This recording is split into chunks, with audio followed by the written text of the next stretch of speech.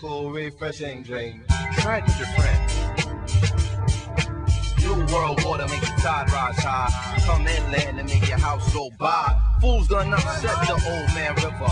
Made him carry slave ships and fed them dead niggas. Now it's belly full of me about to flood something. So I'm throwing a rope that ain't tied to nothing. Tell your crew use the H2 and watch them out, sister. New world order and every drop counts. You can laugh and take it as a joke if you wanna, but it don't rain a full week some summers. And it's about to get real wild in the half. You be buying every yarn to take a fucking bath. Heads is acting wild, sipping born pumping dank. Competing with the next man for higher playing rank. So I ain't got time trying to be Big Hank. Fuck a bank, I need a 20-year water tank. Cause while these knuckleheads is out here sweating they guts, the sun is sitting in the treetops, burning the woods. And if the flame from the blaze get higher and higher, they say don't drink the water, we need it for the fire. New York is drinking it, New World. And all of California is drinking it, New World. All your north and down south is drinking it, New World. Used to have minerals and zinc in it, New World. Now they say it got lead and stinking it, New World. Fluorocarbons and monoxide, push the water table outside. Used to be free, now of course you will fee. Cause all tanks fill their load as they roll across the sea. Man, you gotta cook with it, baby, clean with it. That's right. When it's hot summertime, you clean for it. You gotta put it in the iron, you steaming with it. Right. So they dress wounds and treat diseases with it. The rich and poor, black and white got need for it. Right. And everybody in the world can agree with this. Consumption promotes health and easiness. Goes too long without it on this earth and you leaving it. Americans wasting it on some leisure shit. Another nation be desperately seeking it. Bacteria washing up on their beaches. Say, don't drink the water so they can't wash their feet with it. Young babies in perpetual need these days. Epidemics hopping up the petri dish. Control centers trying to play all secret to avoid public panic and freakiness. There are places where TV is common as TV, cause foreign-based companies go and get greedy. The type of cats who pollute the whole shoreline, have it purified and sell it for $1.25. Now the world is drinking it. Your mom's wife and baby girl is drinking it. Walking up and down south is drinking it. You just have to go to your sink for it. The cash registers is going to chink for it. Fluorocarbons and monoxide, got the fish looking cockeyed. Used to be free, now of course you will feed. Cause it's all about getting that cash. Money, it's all about getting that cash. Money, it's all about getting that cash. Money, it's all about getting that cash. Money, it's all about getting that cash. Money, it's all about getting that cash. Money, it's all about getting that cash. Yeah, that cash. We're gonna take up like selling water. Where exactly is the breadbasket of this nation gonna get its water now? We're gonna be exploring our water drought situation here in our state of California with Aslan Moonbeam and Jessica Tovar and myself, DJ Adara, right here at the Scream for Peace show. And good morning. Good morning. Oh, say that again, Mommy. Good morning. There we go. There we go. So, yeah, today's show is going to be on the water wars and what's going on there. Maybe what you've been told, what you think you know, and a little speculation on what's really going on. Because we are in what is being described as the worst drought in California history, which I think also means the nation's history. California is the breadbasket, at least for a big part of the country, and but if you talk to the everyday person, they're still pretty much oblivious. The drought is something that maybe they covered on the news one day and doesn't really affect them because they live in a city and everything is fine. And I was even talking to a friend the other day, and she's like walking through her neighborhood. She just sees people out there washing their cars, spraying down their houses, you know, and doing all kinds of stuff that would be the opposite of conservation. And so the phrase conservation is not really on the lips of I think the average person, but who is feeling it right now are the farmers and people who have to pay for their water. And then I think until it hits people in the pocketbook, they're not really going to notice, you know. But what we can expect in the near future is going to be escalated prices in everything, because it'll cause sort of a ripple effect, sort of hyperinflation. Yeah, It the hasn't gouging. really hit us yet, but it's about to. And when it does, it's going to be in the food. There's some raising meat, milk. Got to feed the cows. You got to water the cows, and some water-intensive fruits and vegetables. What's going to happen in the spring is they're not going to get planted. They're just not even. They don't have the water to plant them. And just recently, I'm going to be playing a little clip a little bit later. But recently, announcement was made that certain cities in California are going to have their water just completely turned off. Wow. Yeah. I've experienced that before. Off. Yeah, but I couldn't really discern exactly what they didn't really get into. Like who? They didn't say exactly who, but there's a list out there somewhere. I haven't been able to find it yet, where cities are just running out of water. So it's not water hours, it's water off. Water off. And so what that'll mean is we've all been on these long drives, and we go through these ghost towns that were mining towns, and the mine dries up. Mine gets abandoned. That's what's going to happen. And so we're going to see entire towns losing their industry, particularly the farming towns. And then the ones that are going to make it are going to be paying escalated prices for their water, which will reflect everywhere. And there'll be some gouging going on as well, I'm sure.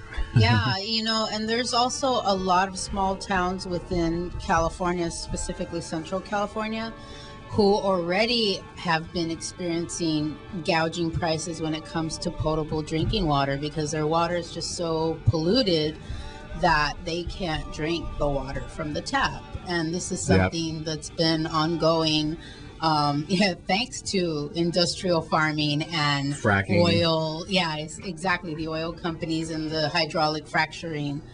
So maybe we can talk a little bit more about that later. Yeah. And that brings me to one of the most ridiculous things I've heard come out of the mouth of a human being was the CEO of Nestle, which I think is a Swiss company, right? Yeah. Maybe I can find that. Maybe we can play that. But he came out and gave a statement that he thought that the idea of having water as a right, that having water is just a fundamental right of a human being, is radical in notion. That's a radical idea. And what's more reasonable is that water is a foodstuff that should be capitalized and utilized on the open market with a price. Yeah, so that's the regular idea. The radical idea is the water should be available free for everyone. That's radical. And what we see is it's almost like a new tax is coming out on water, to where you're so terrified of drinking the water, if it's even available, then you've got to pay for it. Right. And even when you pay for it, you're still paying for toxic water, because they generally come in plastic bottles. Yep. Which is made from oil. Right. And it's leaching into the water. Those chemicals, those binding chemicals that they go into the water. Yeah, if you're drinking bottled water, don't leave it in your car all day, because that heat. Right. And don't don't leave it by the window. Yeah. That's really bad. And you could just ask Sarah McLaughlin about that. Why is that? She contracted cancer supposedly from leaving bottled water in her car. Oh, really? Wow. I hadn't heard that. Yeah. I'm sure. I mean, it's happening to lots of people. And what's kind of funny, if you go back into the archives, media archives, you can see people talking about the upcoming water wars. They call it water wars, that the corporations and governments are going to be manipulating the water supply in order to control the people. And it's been happening. And now we see it coming to fruition, in a big way.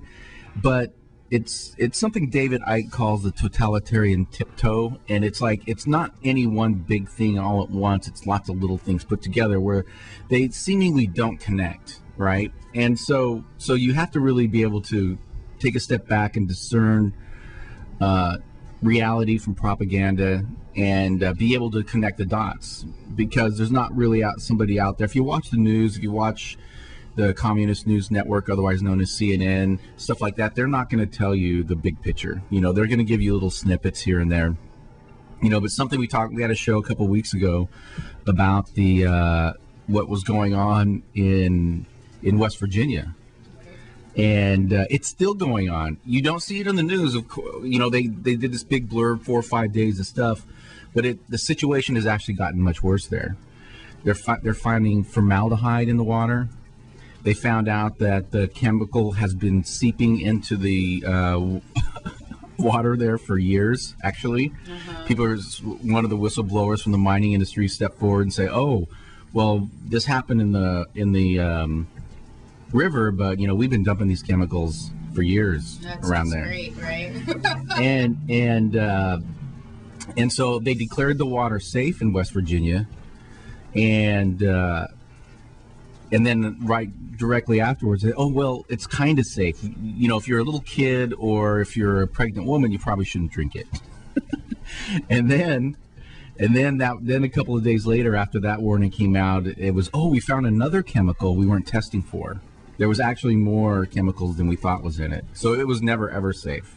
Yeah. And so what is that going to do? Imagine that happened in San Francisco, where the water supply was just kaput. If let's say our watershed got completely contaminated, which is possible, and the whole thing in West Virginia, though, was completely shady. It was so shady, I step back and I'm thinking, they did this on purpose.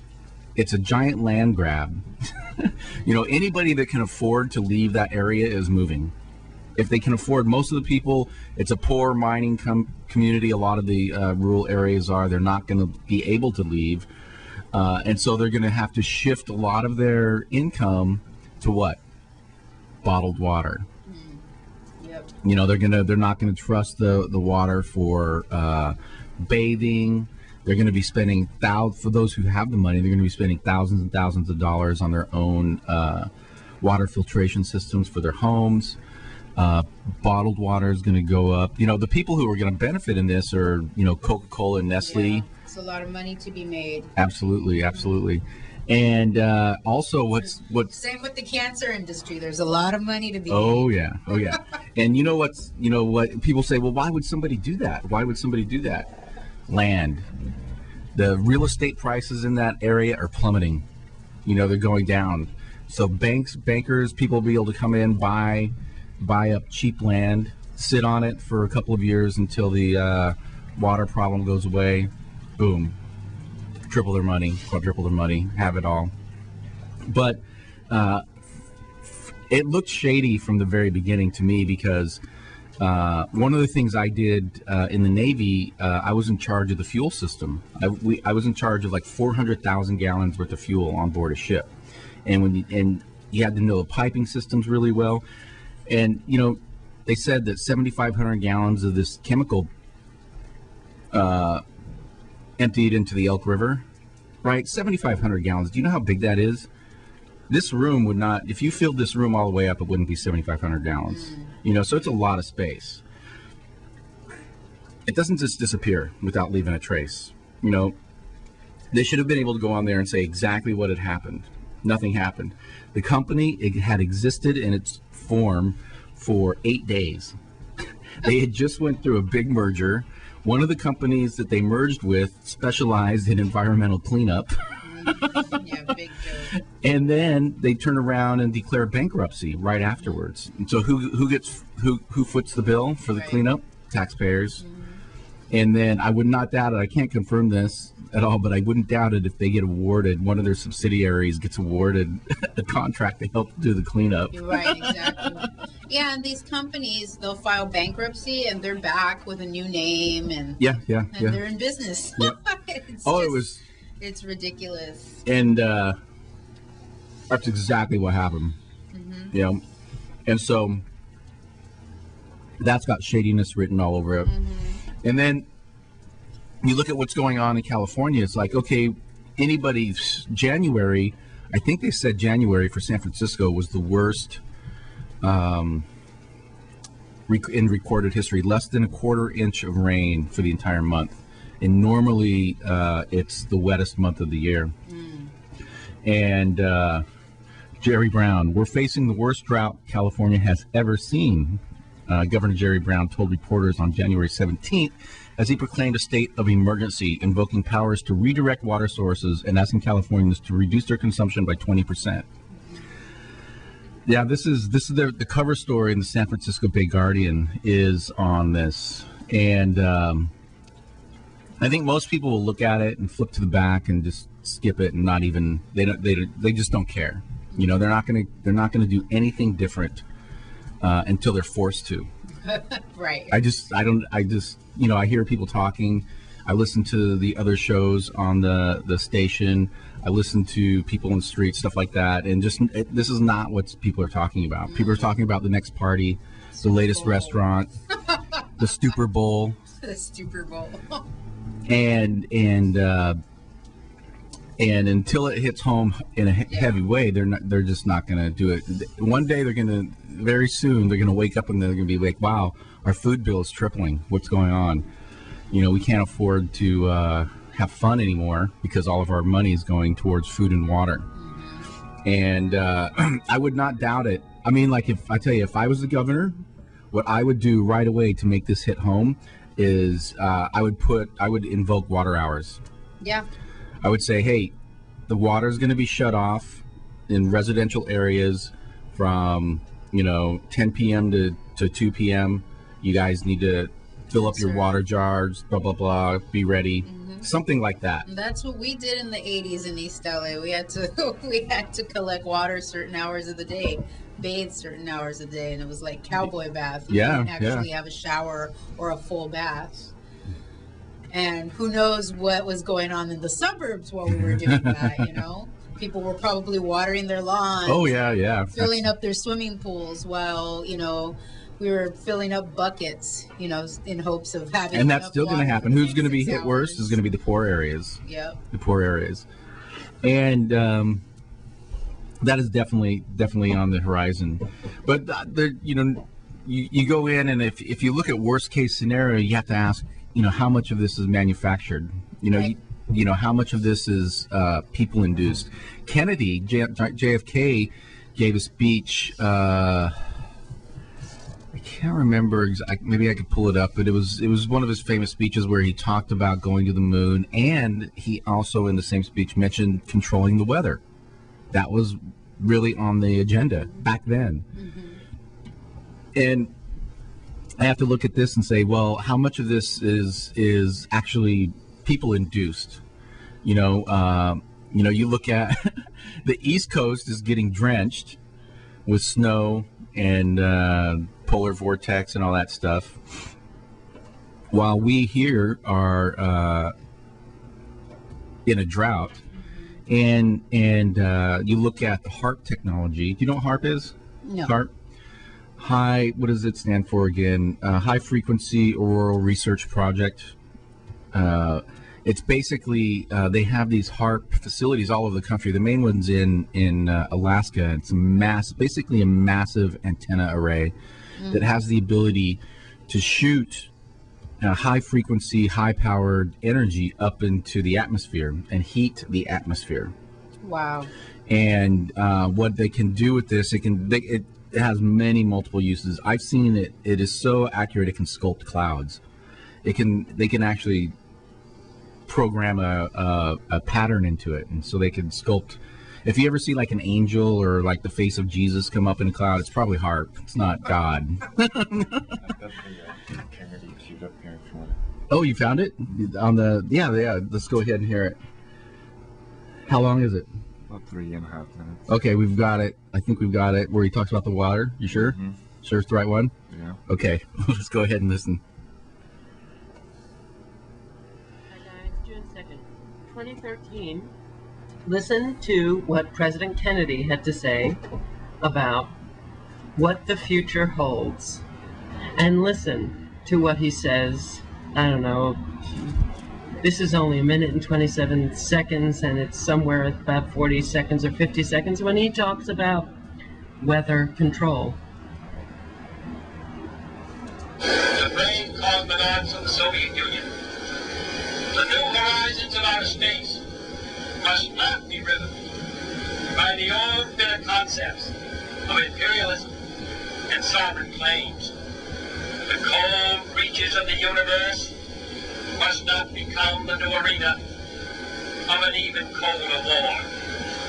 To this end, we shall urge proposals extending the United Nations Charter to the limits of man's exploration in the universe, reserving outer space for peaceful use, prohibiting weapons of mass destruction in space or on celestial bodies, and opening the mysteries and benefits of space to every nation.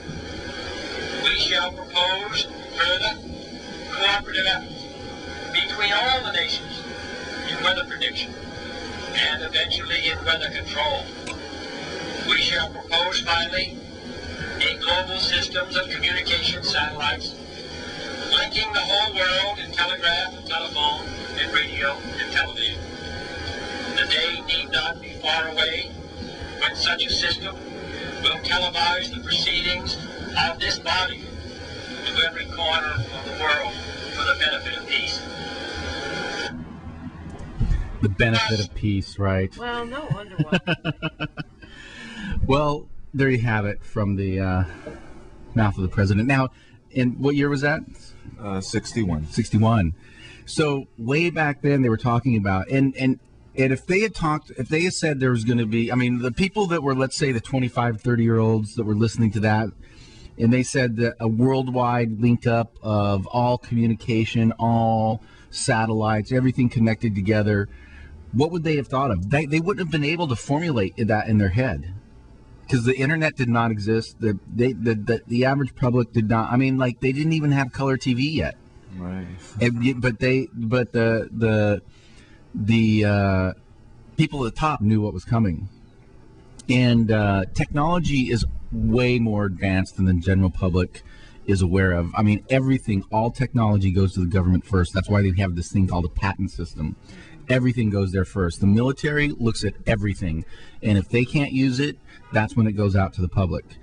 And if you're unaware of what HAARP is, just go to. There's some great documentaries, and there's some bad ones too. There's some bad info out there, but there's some very good information. HAARP, HAARP, and this is patented technology. You can look up the patents. You can see what it's for. It can do a wide variety of things. It can be used for tracking, similar to radar. It can be used for tracking objects. It can be used for communication, radio waves, different types of radio waves. It can broadcast microwaves. It can be used as a weapon. You know, if you look at Tesla, Nikola Tesla, what they used to call the death ray. This is basically it. This has such high energy, and I personally think this has been used recently. If you do another search for dead animals, mass killings of animals, they are going on. There's been at least 20 reports of mass killings since New Year's. And I'm talking about thousands of birds flying, just dropping dead from the air. Thousands, sometimes millions. And recently in Australia, there was something like 200,000 bats fell dead. There have been eagles. There have been, and it's not just one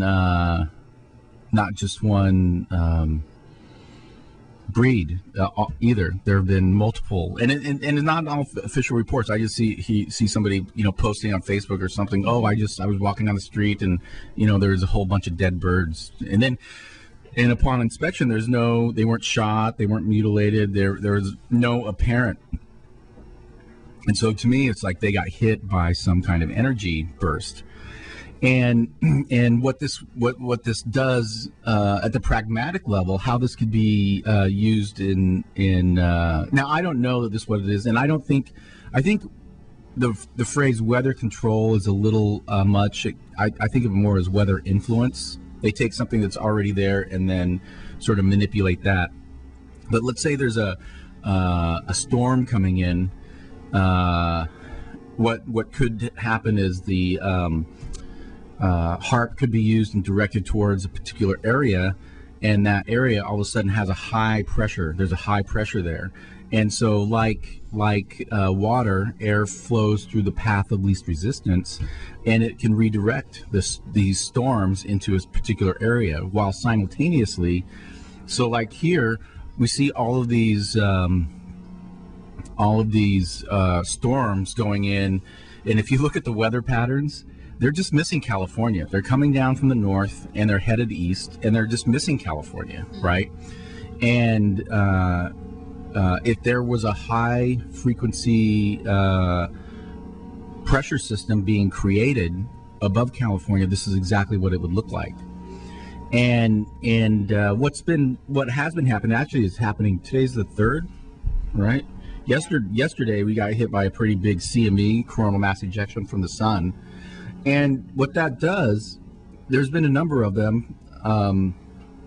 If you have an interest in weather or Earth weather, how it actually works, you should really take a look at the SDO, Solar Dynamics Observatory Telescope from NASA. And there are several links. Actually, if you go to streamforpeace.net, we've got a couple of links there for looking and observing the sun. There are some idiots out there, and that's really just the only word I can use to describe this, is just a complete friggin' moron. And that is they don't think that the sun affects the weather on Earth. I mean, That's it's like, funny, because when it's hot out. the sun is the giver of life. Right. There have been cultures throughout history that recognize this and worship the sun, because without it, we are dead. Mm-hmm. And it goes. The sun on December 30th, 31st finished a 11-year cycle of and flipped its poles, its polarity. And sort of went dormant comparatively. It's in a quiet cycle right now. There is a big sunspot, 1967, which is Earth facing, and so we've seen a couple of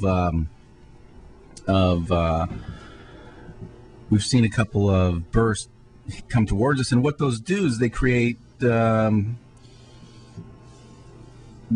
seen the aurora borealis, Mm-hmm. you know, the lights. What Yeah. is that? That's electromagnetic frequencies. That's energy that comes from the sun, right? And so that it gravitates towards the poles, and that's what you actually see. But then what it does, it's creating high energy, and it pushes the cold air from the north down, right? Even the Vikings knew that when they saw an aurora borealis, when they saw an intense burst of light coming on, that there was going to be some weather coming. They knew that. They didn't know the details behind it. But so what we've been seeing is these that what they were calling the polar vortex. That was the term du jour over the last several weeks. All the storms on the East Coast. People who hadn't seen snow in years are now freezing temperatures. And part of that is because of the activity of the sun and how it has been bursting and then going really quiet, bursting and then going really quiet. It's been very odd. You can't really predict the sun.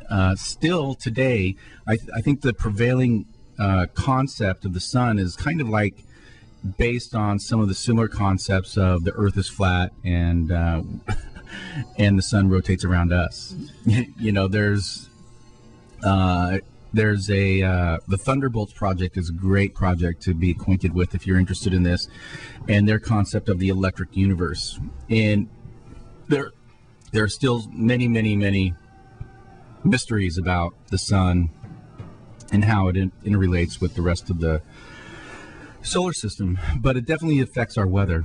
And what we're seeing right now is just radical, and has been for months, radical weather that's been unexplained. And San Francisco has been relatively, with the exception of the drought, which most people couldn't care less about, we've been isolated. San Francisco's its own little world. It's always Not just climate, I mean consciously. country. Consciously, it's its own You know, It's a refuge yeah. It's a refuge of escapism almost. in all forms. In all I've forms. always been a spoiled San Franciscan. Like I come back home, I miss it after 2 weeks. It's like for me, it's the world and back. Yeah, I escaped my family to San Francisco. Yeah. And it is a mixture of contradictions, I think, in many ways. We'll come back to that. But I look at this HAARP stuff, and I'm looking at what's going on here and what's going on in the East Coast. There was a nuclear things that should be on the tips of people's tongues in discussion, and they don't even talk about it or are completely unaware. I've still come back to San Francisco and talked to people about, did you hear what happened in West Virginia? The waters? No, what happened? Oh, what about the nuclear waste that was dumped in the water? Did you hear about that? Oh, no, didn't hear about that, you know. But Nick Cave's coming to town. Sweet. We got You could preach for some water. Yeah, kidding. Wash yourselves in the blood. But it's not always their fault, you know. Everybody's a subject to their environment, and we when we're born here, we sort of come up with this misperception that we should trust the media, the government's going to tell us the truth, that we have this thing called the free press, and that all the information is out there. But you know, a lot of people, they'll listen to NPR, they'll listen to the BBC, they think they're aware, they think that they know what's going on, and they're just being fed another formula of misinformation. You know, the people at the top, one of their main goals is to misinform a little bit about everything, to keep everybody in the dark. They don't want people to be aware. They don't want people to be doing their own thinking. They want to tell people what to think and then move on. And that leaves them to continue making the important decisions. And, you know, the water wars, we see this happening. This is happening in Africa. It's been happening in other parts of the country, and to some extent it's always been happening here. I mean, like, you go around and look at history, it's always about land and resources. Wars are always about land and resources. You look at what's going on in Israel right now and Palestine.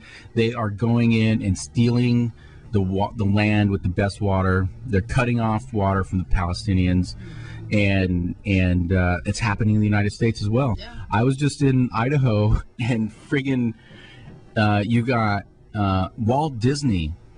Disney is buying land in Idaho. And what land are they buying? They're buying the land that's out in the middle of nowhere, but the land that's got the water. Oh, of course. Mm-hmm. Now, what would Disney be doing buying land in the middle of nowhere in Idaho? To entertain the kids? That ain't it. That ain't it. Wow. And so all of economics, all of life to some extent is about water wars. Oh yeah. But what we see happening here is it's hitting home. It's hitting home, and people are still unaware of it, even though it's broadcast. There is technically a state of emergency in California. It was declared by the governor on January 17th. Yeah. And until it actually, I think, hits home to people, they're not going to be aware of it until it gets so bad that they're going to just not even want to be here anymore. And I think that could be a part of this whole strategy, is just to get people out of here. If people can't live in an area, they have to leave. And this is economic. It's economic warfare between the haves and the have-nots. But one of the strategies. Do we have a couple songs? Yes. Okay, we're going to take a little break, and when we come back, we'll talk about economic warfare and how water fits into it, and what's possibly going on. What do you got coming up? Got Cool Water by Talking Heads. Cool.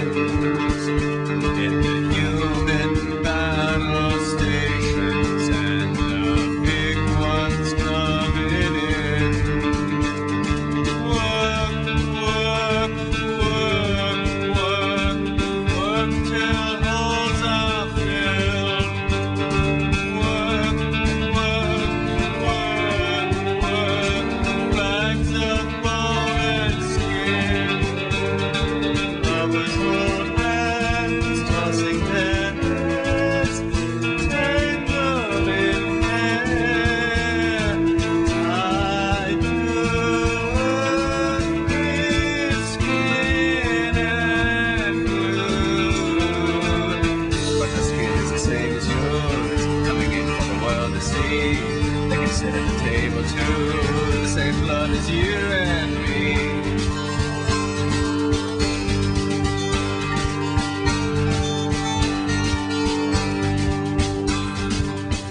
Speak very softly, hold my hand. Someone is sleeping in my bed. Christmas time, words crawling. One dreams to be. One dream for love. His skin is the same as yours. His environment the same as you. And some have fallen down, and birds run on and work, work, till his life is done.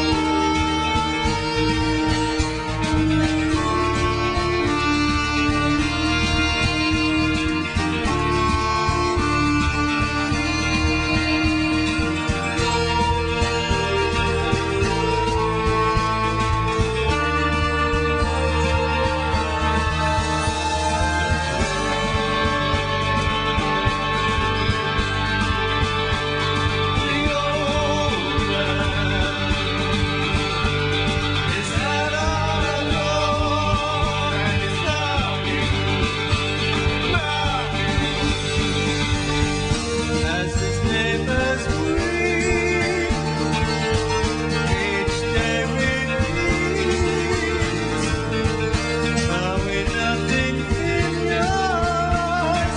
Someone answer, it's rusted, garden gate, and Mary stand. Their work sold and now, and the rest will be at hand. Is his skin not the same as yours? Can they sit at the table too? Ooh, water.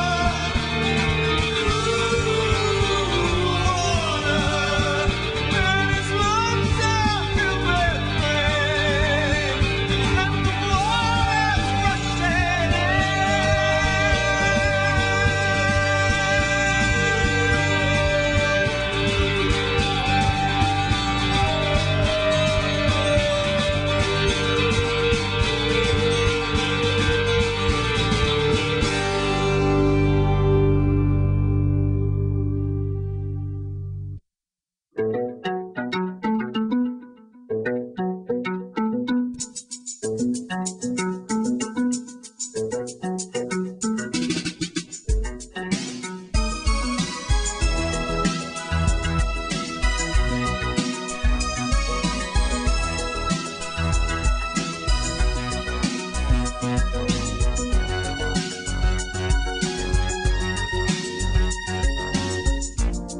You said you didn't need her.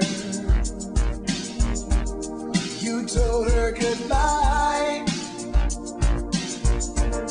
You sacrificed good love to satisfy the fight. Now you wish that you should have her, and you feel like such a fool. You let her walk away. Now it just don't feel the same. Gotta blame it on something. Gotta blame it on something. Blame it on the rain that was falling, falling. Blame it on the stars that shine at night. Whatever you do, don't put your blame on you. Blame it on the rain, yeah, yeah. You can blame it on the rain. Should've told her you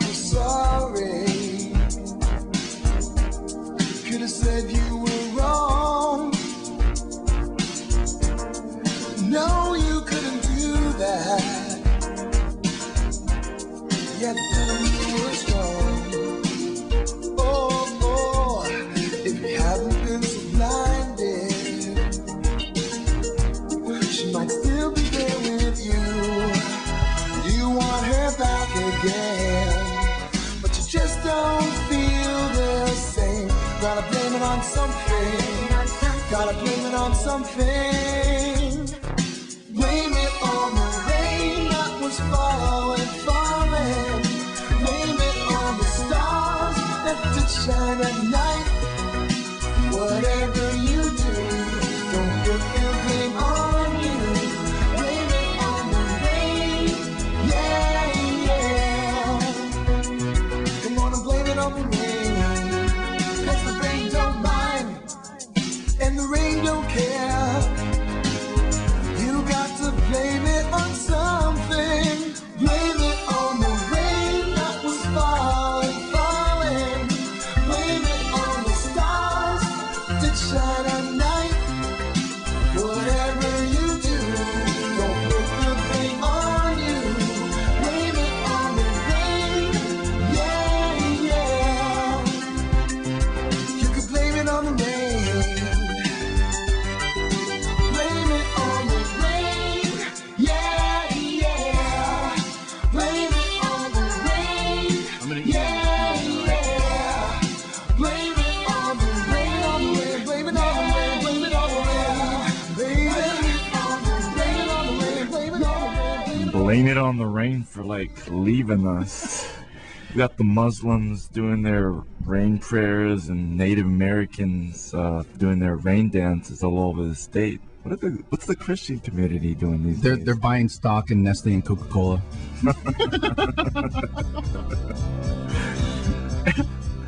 And yeah, that's funny. That's you know, I was just reading, there's more in this article in The Guardian. It says California is on a collision course with reality.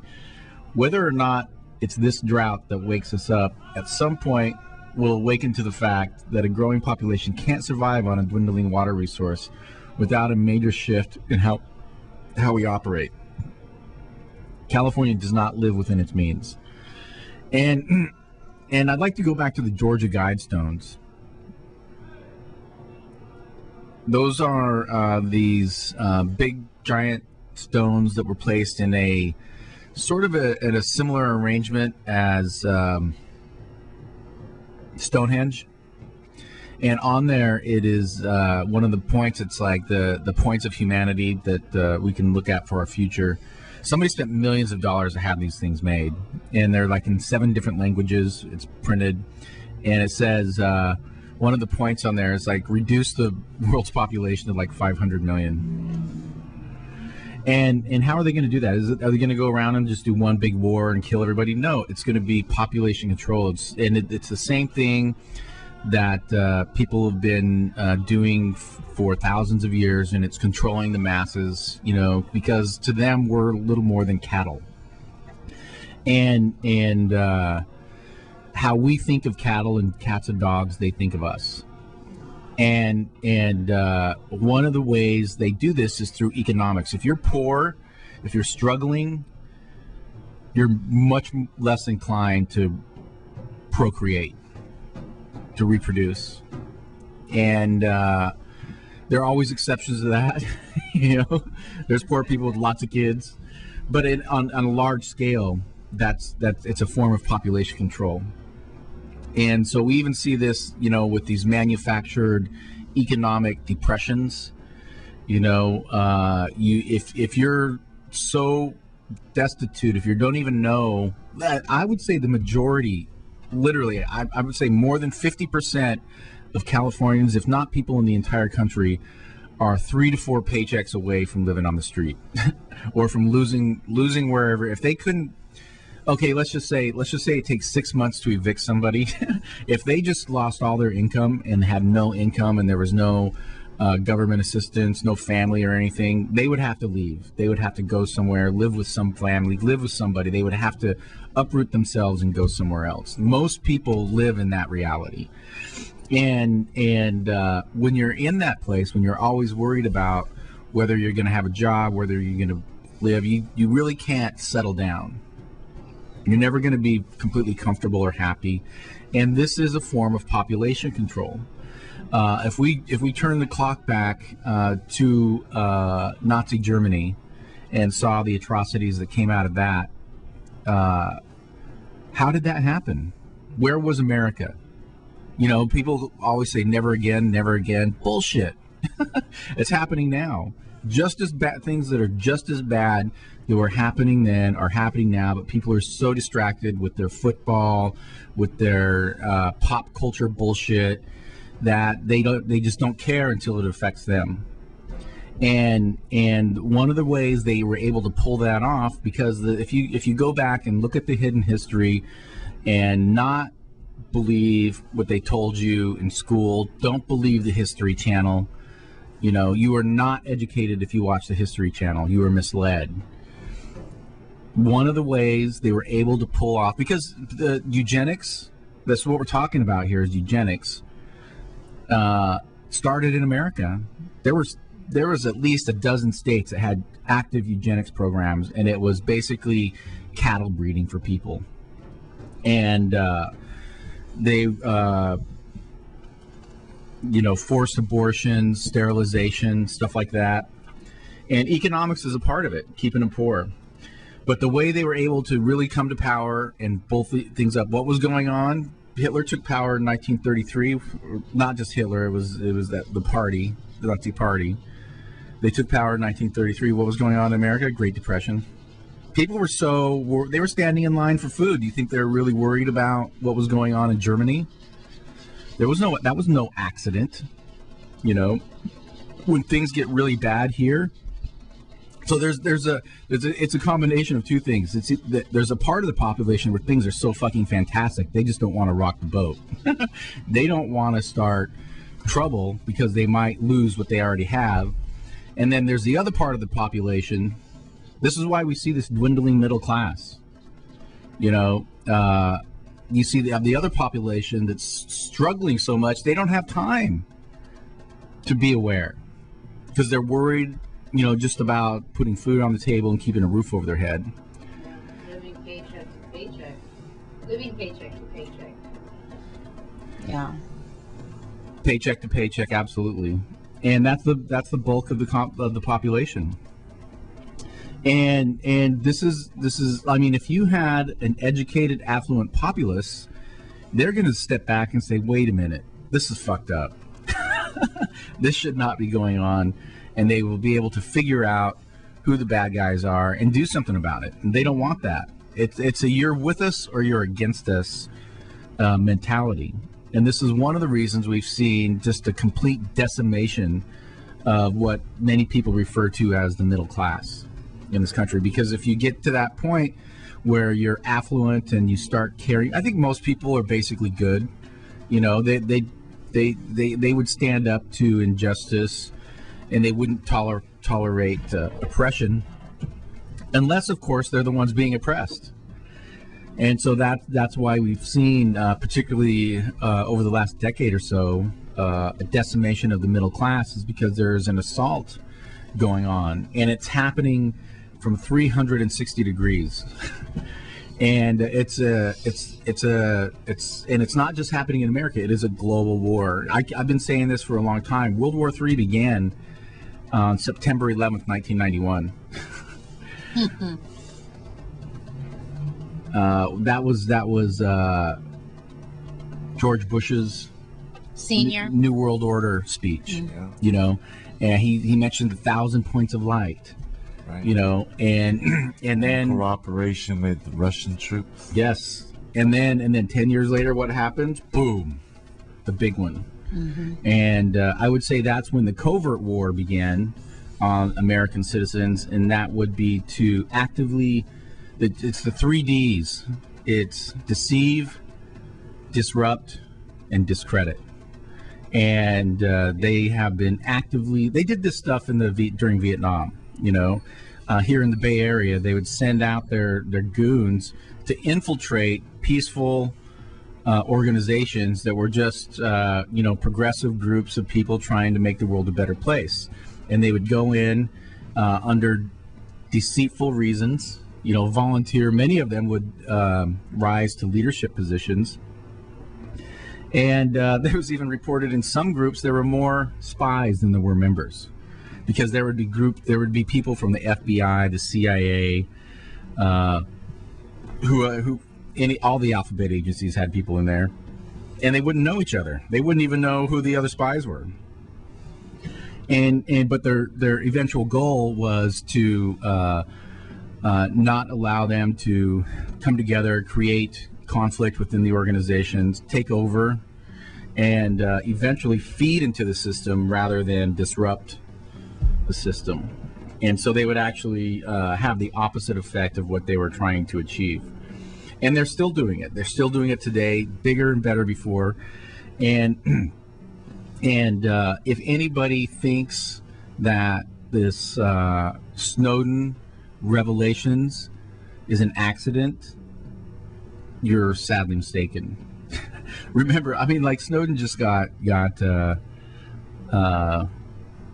nominated for a Nobel Peace Prize. You see that shit? Wow.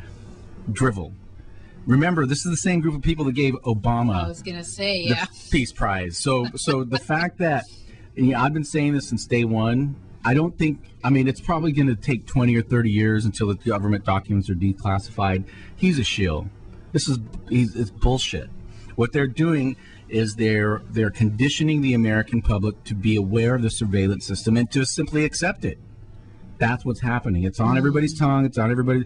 But what's actually happened? Nothing. Why aren't people out protesting? Why aren't people out actually getting something done? Because they're not supposed to. Absolutely nothing has happened except a conversation. What's the conversation? The conversation is learn to accept it, people. This is the way it is. Because if he was a real threat, he would either have an unfortunate accident, there would be a plane crash, or he would be murder-side. He would be dead and they would think it's a suicide. Just like Schwartz, Aaron Schwartz, that's what happens to real enemies of the state. And what's that? If you want to know about it, check out Wag the Dog. Yes, absolutely. Oh, Wag the Dog. Yeah. That has it. And they do not give this kind of airtime to real dissenters. They're putting this guy up on a pedestal. You see him on CNN. You see him here and there. And it's all propaganda. You people are being misled. You think that you're being misled into thinking that we live in a free society and that it's a struggle between good and evil. And the Democrats are the good people, the liberals and the Republicans are the oppressive bad people, or whatever you're, if you're a Republican, then you think that the liberals are bringing the country down because of all the, people on welfare and da-da-da-da-da. It's all propaganda. The only fight that's going on really is between the masters and the servants. Between our owners, and our owners own everything. Oh yeah, let's play master and servant. Come on. But so getting back to the water wars, the fact that people aren't being held to task is, again, it's got me thinking there's a bigger agenda here. What is that? And I would tend to think of what's the worst case scenario. I think it's really imprudent not to discuss worst case scenarios, because then you can't be prepared for it. What's going to happen if we're already in a water shortage, and then something like what happened in West Virginia happens to us, and we're already in a shortage? What are you going to do if the water gets cut off in your house for a week? Yikes. Really? Yeah, I don't know. How much water do you have saved up? I have some, but not that much. Where are you going to shower? Where are you going to pee? How are you going to flush a toilet? Yeah. It's not going to take long. And this thing that happened in West Virginia was just an exercise. It's a conditioning exercise. Get the people out there. They called out the National Guard. They called out FEMA. They pulled out trucks. They had cases and pallets of bottled water. They had trucks with potable water, various places. The thing you didn't see on the news was church communities, civic communities, individual citizens from surrounding areas were coming together and pulling together water supply and then going in and helping their fellow man. You never saw that. You didn't see that. It was just all the government's here to help you. I'm curious, like, how ancient peoples rid their waste. Well, they're very sophisticated. There's always been pretty sophisticated systems for that, waste systems. And our waste today is waste compared to what was used back then. But it's not going to take much to bring an entire community to its knees, you know. And in a state of emergency, it is within the power of the federal government to relocate anybody anywhere. They can just say, okay, you no longer live here. Whatever you can carry, take, but you're not coming back. That's legal. They can do that. All they have to do, and we've already taken the first step towards that by the governor declaring California a state of emergency. And all they have to do is the federal government has to come in and reinforce that with their own state of emergency. All of a sudden, FEMA Area 9 goes into action, right? And technically, when that happens, the governments are dissolved, and there's basically a military appointment of who's in charge, and that then we're under martial law, regardless of the because it just happened. And technically what happened in West Virginia, they were under martial law. I didn't see, there was some skirmishes about water, people were stealing, stuff like that. I never saw any real violence break out there. But that was West Virginia. It was a rural area. You know, that happens in LA. Right. You know, when people are thirsty, all hell is going to break loose, because you can live without water or food for a week. You go with no water, and then you start drinking soda or beer. Yeah, that just dehydrates you more. That's something that I experienced visiting some reservations where the water's being stolen by companies like Nestle, for example, or being used by coal companies, you know, for slurry lines, and then everybody in the reservation is drinking Diet Coke and crap like that. And it's not because they have poor eating and drinking habits. It's because the water's so polluted that the best thing to drink is soda. And while I was there, I drank soda because you could not drink the water. And it was that or buy the water from Nestle, the same people who were stealing the water. Okay. So, and you know, and they own the sodas and the other soft drinks. They get you no matter what. Yeah, it was absolutely disgusting being there. And you know, and people are constantly told, well, you know, your health is poor because your diet is poor and you make poor choices. But this was a community that had no choices. They were being screwed from every direction from the corporations, from Nestle stealing their water to Peabody Coal stealing the water for the slurry lines to transport coal, you know? Yeah. So it's... And what they do, this is exactly what they do is, Nestle and Coca-Cola both do this. They will go into a public water supply, a lake, a river, something like that, and they will basically they'll load up their trucks. They'll put a whole thing of big trucks coming in. They'll drop their hose into there. They'll suck out all the water into the tank. They don't pay a cent to the community, not one penny. And then they they steal the public water. They take it back to the bottling plant. And I'm pretty sure some places they don't even filter it.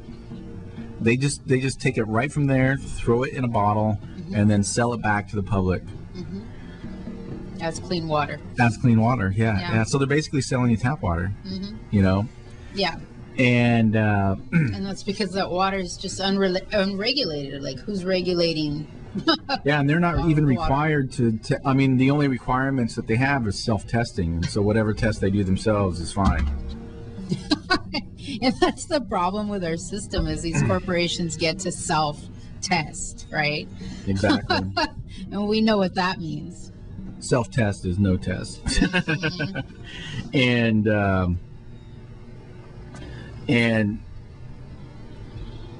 the you look at what's happening in California again, and it's kind of the I'm amazed at the level,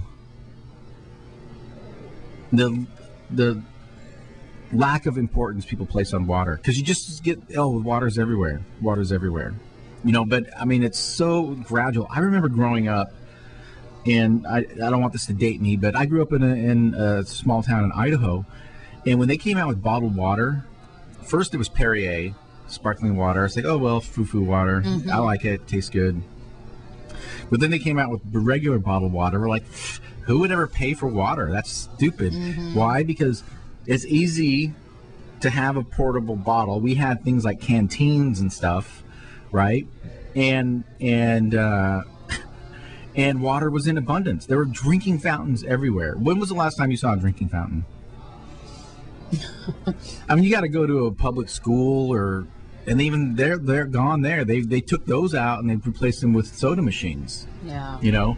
And so what used to be an abundant, free source of life-giving necessity is now a commodity. It's hard to find. You cannot, if you're walking down the street in San Francisco and you're thirsty, where are you going to get a free glass of water? Yeah. You got to almost beg for it. Some places you can't go into a restaurant and say, hey, can I just get a glass of water? I'm thirsty. Or, they're not going to do that. You have to find some place with a sink or something and then take your chances there. But there are no more public drinking fountains. Those are really difficult to find, And why is that? It's the gradual takeover. So the water wars have been going on for decades. And how much does water cost these days? How much is a small bottle, 8-ounce bottle of water is like $1, right? Or more. So how much is a gallon? It costs the same as gasoline. It's just as expensive as gas. And it'll get more so, I think. We're definitely going to see increasing prices, not just in the bottled water, but the ripple effect it's going to have in everything. So I'm going to play this little shot from one of the channels I subscribe to on YouTube. And this is Dabu7 talking about the water.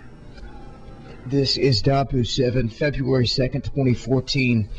This is an update to the situation going down in California, and it's just getting worse. I put out a video here, the before and after photos of the lakes in California, the stunning effects that you can see as the water levels just drop.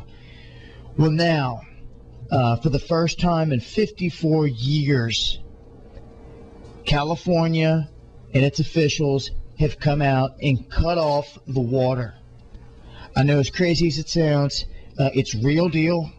It's not going to be to every single person. You're going to hear people saying, oh, well, I've got water. Everything's just fine here. Well, it's not just about this moment in time. They're coming up on the third driest year in a row, and this is going to affect people come springtime. I'll leave links as always. This is big time news. Okay, California drought causes officials to cut off the water supply to many residents. And how many of those people even have a clue that this is coming? That's my question.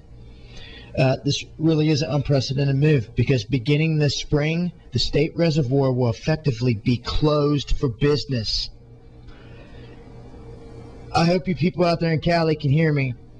Like I said, the first time in 54 years, the backbone of the water system will provide no water to millions of urban residents or farmers this year. Okay, this is the most serious drought that they have faced in a while. Obviously, they need to conserve water, and like I said, it's the third, and it's the driest year on record. Setting the stage, obviously, for a disaster, because they expect hundreds of thousands of acres of land in Central Valley to go unplanted. Do you know what that's going to do to the economy in effect? Do you see the problems that this is causing?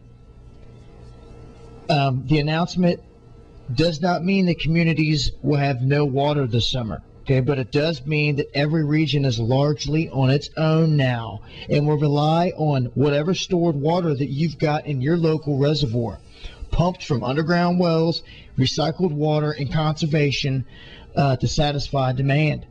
Now, what happened to them jailing people for catching water on the property? Now you're going to be forced to do that or potentially go to jail. The game is rigged, folks. But one thing's for sure, California's drying out quick. I'll leave a link so you guys can keep track of the levels in all the lakes. And, for the people living in these areas, affected areas in California that's going to see this, all I can say is I see no change in the foreseeable future. The time in Cali may be up, unless you could find a better spot in California, but it looks like it's a statewide issue, and maybe beyond the state even into other states. This is a huge problem. And as you can see right here, it's probably worse than that right at the moment as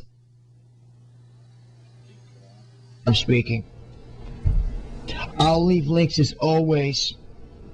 Till next time, this has been Dabu7. And we'll have that link. There's some pretty, when you see the before and after shots of some of the reservoirs and shorelines, it's pretty radical. Check that out. So we'll have that link on our website. And and he made us, what's your plan B? What happens if you have to leave California? What happens if you lose your job? There's no jobs. And people say, we're just recommending everybody leave if you can. Move to a different state that's got water. I really don't think it's going to come down to the point of closing down major cities, but there's going to be a lot of small towns that are just going to go under. If there's giant farms that employ lots of people that are not even planting, they're going to say, well, we're going to have to close down. There's no water, and we'll come back when there's water. Mm-hmm. And that's going to be the end of that. Yeah, it's horrible. And where are those people going to go? They're going to go to the cities. They're going to be competing with everybody else for low-paying jobs. Right. And then whatever food is grown is going to be very expensive. Very expensive. Very expensive. And it's already happening. I paid $1 for an orange yesterday.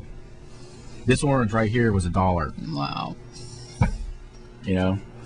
And you're going to start seeing $3 oranges, $4 oranges for organics. Organic food takes a little bit more water to nurture, so those prices are going to go through the roof, and so you'll start seeing more crappy food being grown. And I would recommend everybody, if you have the ability, start growing some food. Use some of that water you have to grow some celery, grow some tomatoes in your house. Do something to sort of offset that. Growing food is kind of like growing money. That's just money you don't have to spend. Ultimately it costs less to grow it than it does to buy it. But it's not cool. Personally, I think it's very cool. It is very cool. I would love to walk into somebody's house and see an indoor garden, people growing their own food. It's relaxing. It's got its meditative state. Sure. You're connecting with nature, urban nature. Totally. But, when people see this, it's in a drought, it'll pass. It's like, wow. We're seeing that we in a heavy drought. We're usually the stuff we're seeing now happens in the summertime. So basically, there's been no winter at all. There's been no fall. Right. It's just been one long summer. Yeah. And how many times has it rained in the last? It drizzled in January. Yesterday there was a little bump. There was rain yesterday, but hardly. I mean, we've got some days coming up.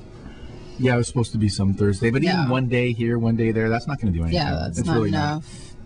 And our snowpack is really weak right now. And poor slopes. So even let's just say there's no HAARP manipulation, there's no weather control going on. It doesn't matter because the evil capitalists that are out there are going to take advantage of the situation for themselves. It's not like they're going to be out there saying, wow, this water's really down. What can we do to come together and help the people? That's not the plan. It's going to be, how can we take advantage of this situation to maximize shareholder wealth and line our pockets with more money? That's what the plan is. And so everybody should have a plan B, where you're going to go if you have to move. A lot of industry is going to be impacted. A lot of industry. I'm not so sure about, there's not a lot of farming going on in San Francisco, but down south, there's a lot of industry that does use water. There is some farming between here and LA, or down in the South Bay. You look at Gilroy, a lot of that area. And what else is here is wine country. Yeah. That could have a severe impact. And that's a huge industry for the Bay Area. Yeah, well, we're not going to be down in alcohol. That might be a good thing. Sober society might be a crazy one, I guess. I don't know. Drinking water instead of wine. I'd rather have the wine. But that it'll have $2 Chuck will go up to $10 Chuck. Wow. Start hoarding that $2 Chuck now. No kidding. That's actually not a bad idea. It's not even $2 anymore. It's more than that. Really? I think it's $2.50 or something. $2.50 Chuck. But it's difficult to appreciate something until you lose it. I have started to here's some things you can do to conserve water. One, if you brush your teeth in the sink, turn off the water. Yes. Don't just let it run. That right. waste, that alone, millions of gallons every year just going down the drain because of that reason alone. People turn on the water, brush their teeth, and they just let it run while they're brushing their teeth. We've been doing some things at home that are, I guess are helpful, like letting the pea mellow. If it's yellow, let it mellow. If it's brown, flush it down. And since I moved into the place I'm in now, I've always had like a bottle filled with water in the toilet tank of both toilets in the house. I try to turn the shower off. What does that do exactly? You don't use as much water. Less water used when you flush. Tank. Oh, right. Yeah. That makes sense. I had never thought of that. Or you could put a brick in there to, just displace. Yeah. Yeah. It takes up, exactly. So it's less water you use in your tank. Turning the shower off when you lather up kind of thing. Take cold showers. Take a cold shower. It's much faster. You're not going to sit there and language. Or not everyone, just every other shower, take a cold shower. And you don't have to shower every day. Yeah. Cold showers bring bad memories to me. And we went a good time without hot water when I was a kid, and it was horrible for me. Yeah. I'm naturally cold, and that's just colder, and it's not good. I took a cold shower the other day. It was very invigorating. Yeah. Cold water rinse, maybe, but that's it. Yeah, that'll do. Just get in and out. Turning it off in between. Wet yourself down, wash up, and then rinse yourself off. Yeah, I've been saving also the water because I like to do 5-minute boiled eggs and then save that water and throw it in the watering can kind of thing. Yeah. But I always think about these things and like we're willing, people who are educated are willing to do it. But at the end of the day, like the bigger context is that the hugest waste comes from the same companies, that are wasting water, that are polluting water. And the people who are really going to conserve are the ones that aren't going to really make that big of a difference, and the wasters are going to keep wasting. Oh yeah, and that's really what's happening is we're subsidizing their waste. Yeah. In many ways. Companies and even just the people, more affluent people, if they think, if they're making $150,000, $200,000 a year, and they pay for their water, and the only thing a water drought does is make them pay more, they're not going to conserve. Right. Until they have to. Yeah. I mean, all these things I know, and I you know, I'm not going to stop doing what I'm doing. I feel like there's a lot more I could be doing. But I've also been saving water, putting water aside, not in plastic. That's a whole other issue. I have water right now stored in glass. What kind of glass? I don't even know what kind of glass it is, to be very honest. But, you know. I mean, are these containers you purchased specifically for this water supply? It's a container I already had. Beer bottles? It's like a giant jar, pretty much. It's like about this big. Got it. It's got water in it. I do have like this jug, but it's plastic, so I was like, I don't know. But I'm gonna have to save water, right? Yeah, and plastic's not bad, but if the choice is, you know, dehydration or drinking out of plastic, I'm drinking out of plastic. Right, yeah, obviously, right? I mean, it might be the water we use to sponge off or something, I don't know. Yeah, the whole thing, though, is I really, really hope that, you know, things don't get that bad, but well, all the signs are there. and the science is, but I don't know. You can't really put everything in the hands of the science is predicting the future. Right. I mean, we get wet summers on occasion. I think last summer was kind of wet. I don't remember. They said that, I mean, this drought is not about this year. It's been going on for years. Yeah. Well, I think what throws me off too with the whole weather thing is living in San Francisco. Our weather is completely different from everybody else in California.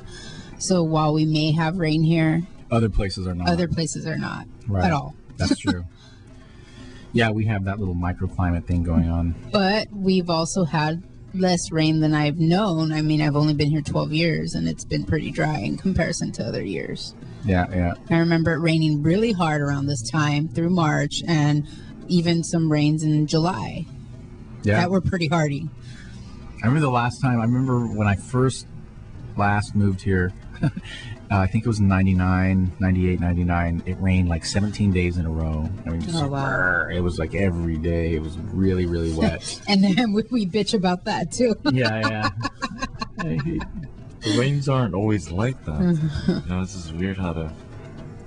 Yeah, the rains I remember growing up, when I was growing up in East LA as a kid, they were so hard that like trees were knocked down, and like it would rain so much there'd be flooding, and we haven't seen that in a long time. No, and so it's not just the water that we're losing, but it's the dryness in the forest. There's fires going on right now. So like massive areas of fires getting burned. And then what'll happen is mudslides. You know, all the stuff was going to burn, right? And then it'll rain, and then you get massive slides. Yep. And so it's a complete cycle of decimation that we're looking at now. But I think the article here says we could probably expect this to go through at least 2020. Oh wow. You know, but what? So let's just. So crazy. It gradually gets worse between now and 2020. What is that going to mean? And that's only California? 6 years from now. Yeah.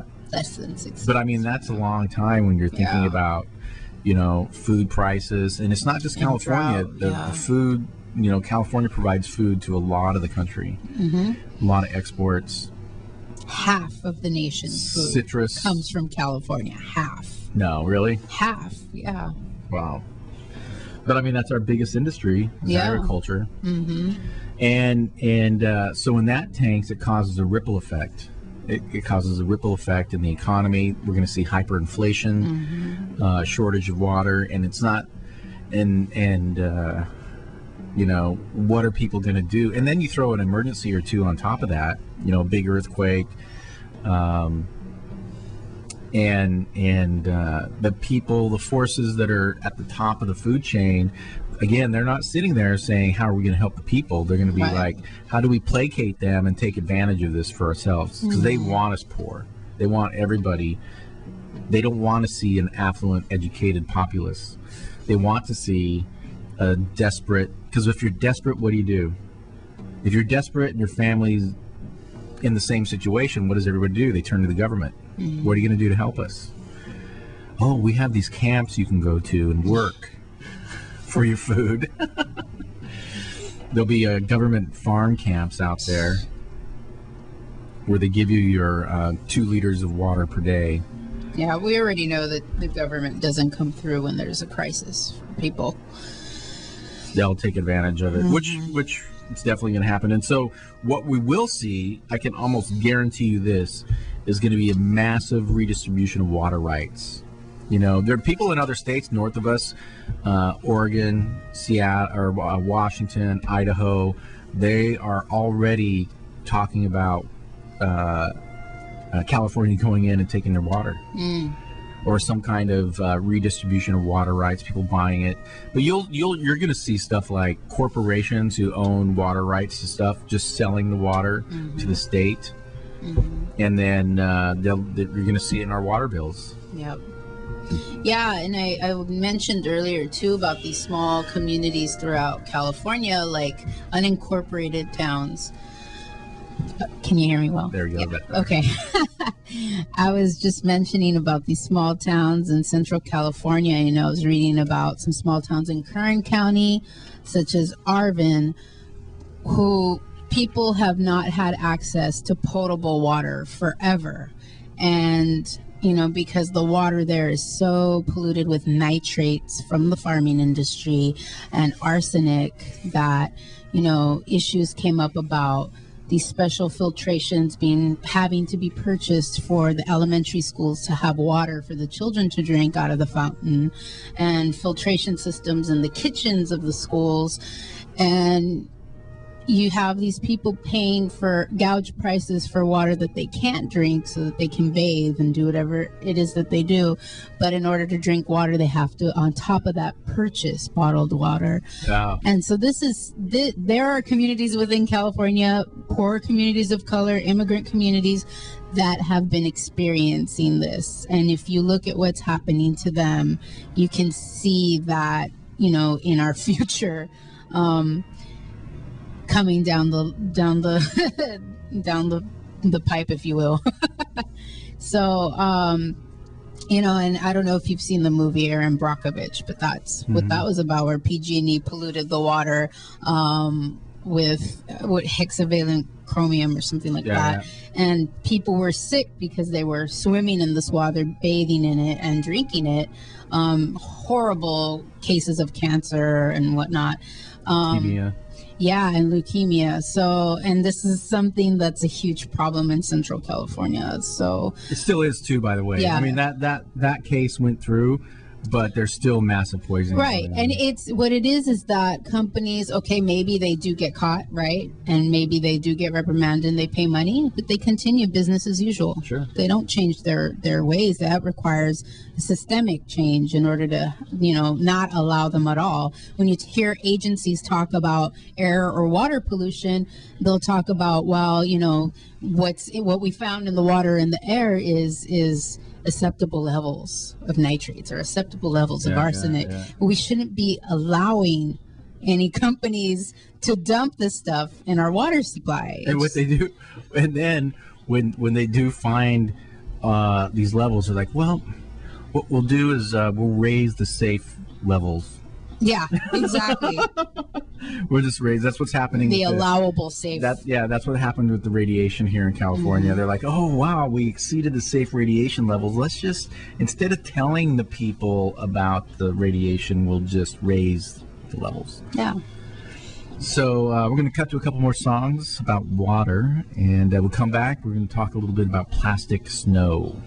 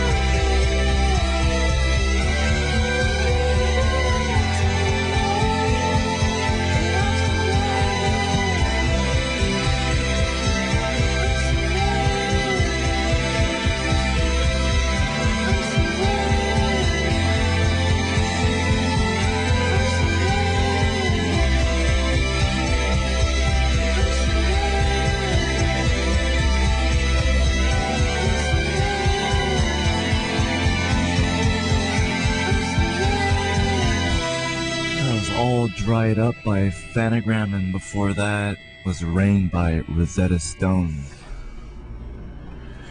And I want to thank everybody for listening. Shout out to our New York listeners. And if you're listening to this live, thanks for tuning in. And if you are listening to podcasts, thanks for downloading. You can also catch us on Swell, the Swell app. We are syndicated there. And you can also listen to us, subscribe via iTunes, subscribe to our RSS feed. You can download, you can stream, multiple ways to listen to the Scream for Peace show. And here, what we're doing, exploring the nature of consciousness through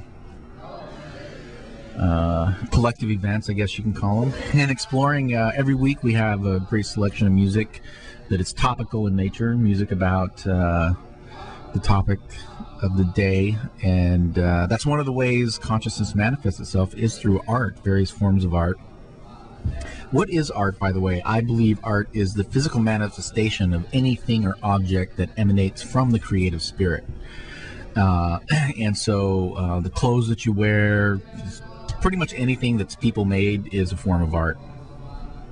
And we have some diagrams on the screamforpeace.net. If you go in and check out the topology section, I've got some diagrams that illustrate how consciousness is structured through conscious, subconscious, unconscious, and a 10-dimensional reality based on concepts I've learned in the realm of quantum physics, in particular M theory,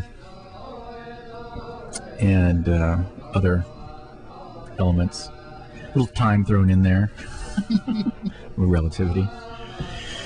Everything is relative, but that doesn't mean what you think it does. And here back to the water supply, and I think it is important to look at, because not San Francisco, but America is quickly, if it's not already there, has become a third world country. We have this, we're blowing sunshine up our asses every time you turn on the television about how great America is. We're number one, but what are we actually number one in? Foreclosures. No. Foreclosures, incarcerating our own people, right. Violence. Mm-hmm. And the very people that are out there trying to fight it are actually the ones perpetuating it. Mm-hmm. The CIA was just busted again, importing drugs, making deals with Mexican cartels. Yeah. And it's because they want crime. Mm-hmm. They want dumb people. They want an addicted populace, because that's what they can fight. The last thing these gangsters really want is for us to come together and work in harmony with each other, because then we wouldn't need them. That's why we have the school to prison pipeline. Mm-hmm. That's why gangster rap is promoted. And if you did an analysis of corporations and music industry, you would find a lot of the same people that own these for-profit prisons are also deeply invested into the gangster rap industry. Mm. And that's why we don't know about the more progressive type of hip hop. Yeah, that's the underground stuff. Yeah, that's suffering, because it's hard to get it out there and get it supported. And that's why you see everything's about sex and crime and it's just kind of like dumb music, dumb lyrics put to good music. And again, it's all to misdirect people, mislead them into thinking reality is something different than it is. And meanwhile, while the right hand is distracting you, mm-hmm. the left hand is getting shoved right up your ass. Mm. And not in a pleasant way. And not consensual. Not consensual, right? And Yeah. It's really when you sit down, most people will not take the time to really do a thorough analysis. I unfortunately was trained in analysis by the military to really look at things from many different perspectives, put the dots together, and I look back and I see what's going on as a travesty. But when you talk to your average adult on the street, your average college educated person who's got a good job, and they're making a comfortable living, they're having fun on the weekends, they're going on their vacation every year, they are completely unaware of the reality in which they're participating in, and they are willfully ignorant. They don't want to be aware, because then they would have to change what they're actually doing in order to satisfy whatever conscience they have, and that's just not in the cards. That's just not in the cards. If you ask your average idiot on the street what they think of the New World Order, they're going to say, "Oh, that's some conspiracy theory that crazy people think is real." And what it really is, it's a real, very real thing in which idiots think is fake.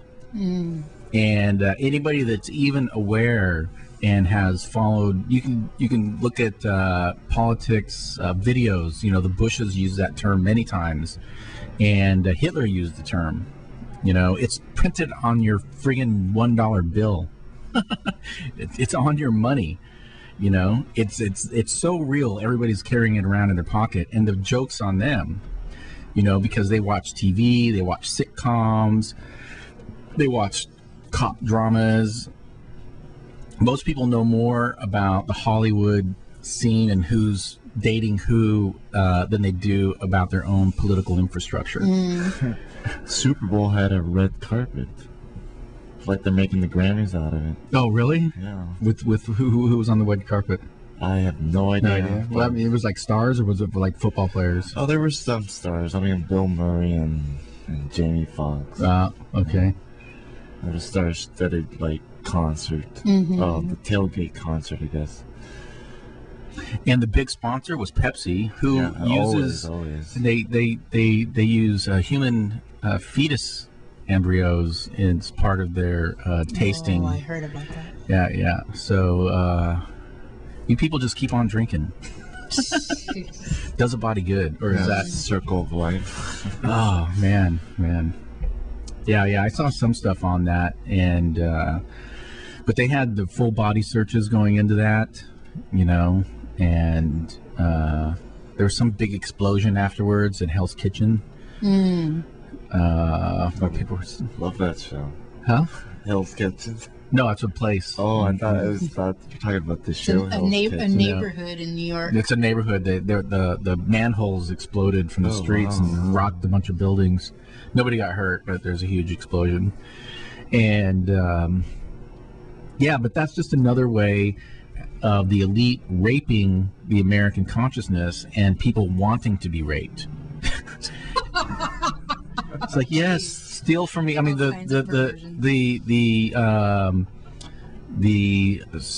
Super Bowl and the entire NFL, it's a giant scam. It's slavery. It's a form of slavery. I mean, it's just like chattel. Think of like all the slaves that used to put up on a stage and like, okay, we're going to buy that one. We're going to buy this one. What they were the most able to work hard, and entertain the rich. And the NFL was started by a man from Skull and Bones, which is Skull and Bones. It's a death cult at Yale University.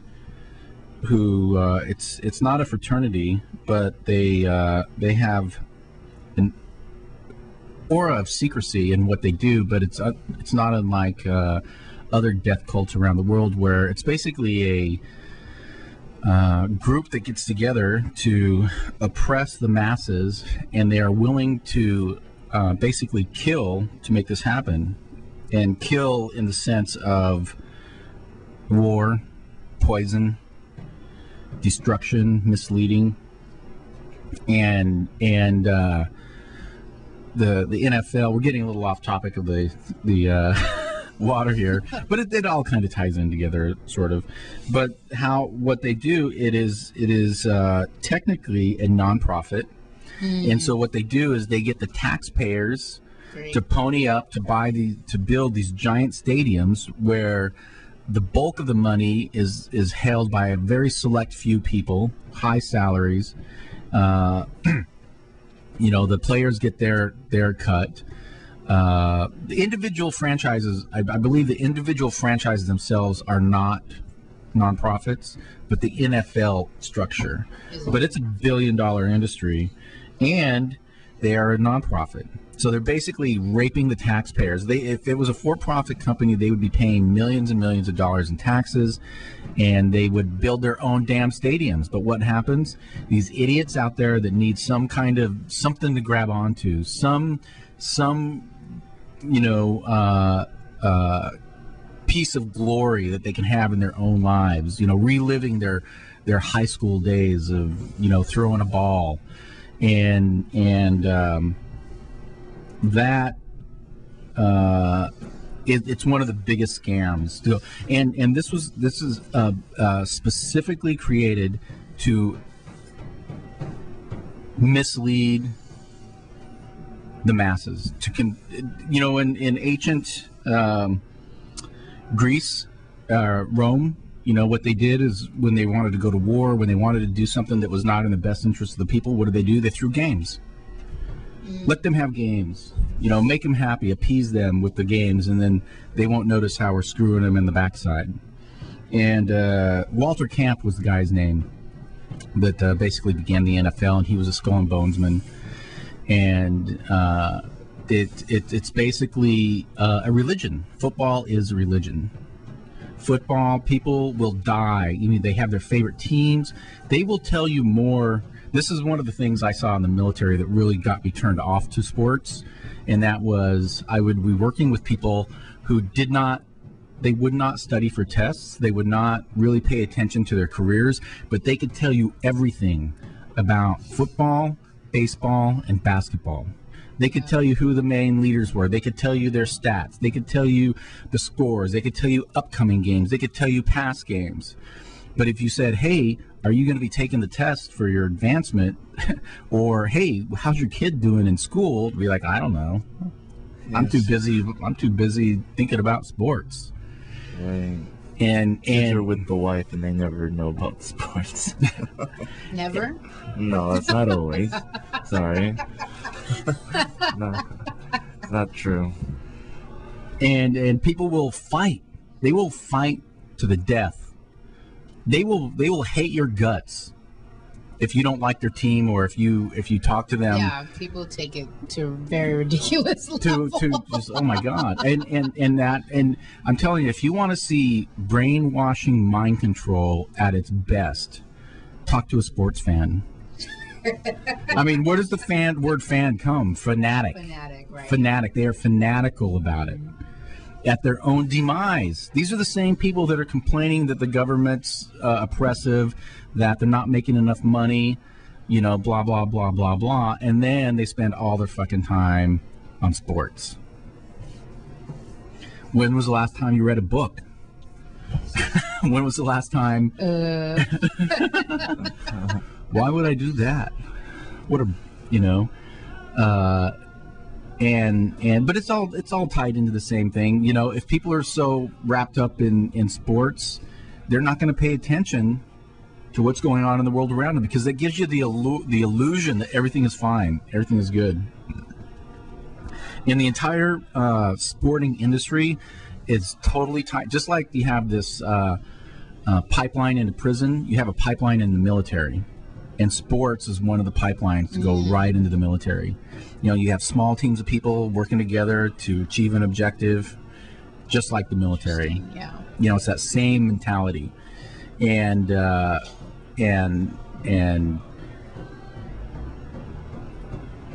I've been saying this to people at Occupy.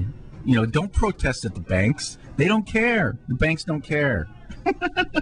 They're not going to do anything. If you want to get people's attention, protest at sporting events. Because until the football ends, people aren't going to pay attention. If you looked at that, The Dark Knight, you see the movie, The Dark Knight, how did that show open up? The bank. No. Wait. the football game. Remember, they walk in and they destroyed the evil dude. They blew up the stadium. They destroyed the guys. The guys are running, and the field's running behind. And thought you were talking about the Batman movie. Yeah, the Batman movie, The Dark Knight. His first big punch was at a football game. You know, that's where the masses, that's where the consciousness is. It's not at libraries. You know, it's at football games. It's at sporting events. It's sitting in front of TVs. That's where people are. It's at the local Hooters. You know. And that's what it's going to take. I mean, people aren't going to pay attention until they don't have their football or basketball or. Well, Bay Area is going to have its Super Bowl in 2 years. Yeah. And they'll be selling $10 bottles of water. Yeah. But back to the water wars. It's really the whole thing is like it's a consciousness war, and it's a multi-pronged approach at continuous oppression on people. And the way they keep us distracted, it's through entertainment, various forms of art, but always keeping your eye off the ball. Don't pay attention to what's really going on. They make what's really going on so complicated and boring through politics that people just tune it out. They don't want to pay attention because it's just not fun. There's too many fun things to pay attention to. So why pay attention to stuff? And they make you feel so helpless you can't do anything about it anyway. And I talk to people. I've talked to people in my family, and it's like, oh, I just don't pay attention to that because it's just too complicated and depressing. I can't do anything. I just need to focus on what I'm doing. Yeah. And there's some truth to that, because when you really figure out how horrible things are and what the agenda really is, you do feel kind of powerless. It would be like living in Nazi Germany and realizing what Hitler's really doing, and then realizing, wow, I can't really say anything because if I say something, they're going to come after me. They do, anyways. And they do, yeah, they definitely do anyways. But I mean, that is what's going on in the U.S. And people are afraid to say stuff because then they're automatically considered on the fringe. You're just a conspiracy theorist, and they start calling out names because it's much safer to be with the masses than out there putting yourself on the line. Because when you do that, you're automatically ostracized from society. Mm-hmm. People don't want to be associated with you because what happens if that happens to me? I don't want to be targeted. I just want to go along with what everybody else is doing. That way I'll be safe. And we see history repeating itself over and over again. Don't talk about how bad the government's doing, or all the murder that's going on, all the genocide that's going on, the fact that Israel is a terrorist state engaged in an illegal occupation that the international community has recognized, and they're involved in every aspect of American life. And we're sending them $10 million a day to kill and murder people. Right. Don't talk about that. Yeah. Because then, you're one of the bad guys. But on that note, I just want to, we're coming down to the last 5 minutes. Thanks again for joining us. We want to encourage everybody to conserve water, shower together if at all possible, and pay attention to what's going on and spread the word about the water stuff, because you're going to be caught in a cycle. You don't want to be caught in a cycle. Everybody should have some water saved up, if nothing else, like a week's drinking water, mm-hmm. just to drink, and a plan to exit the city should it be necessary, because it's a fragile system. It's a fragile system. Look what happened. If you're unaware of what happened in West Virginia, get aware. Go in and look and see what happened there, because they're still dealing with it. It's been weeks and their water is still poisoned. Even after they said it was safe, it wasn't. And people got sick. Hundreds of people are sick still.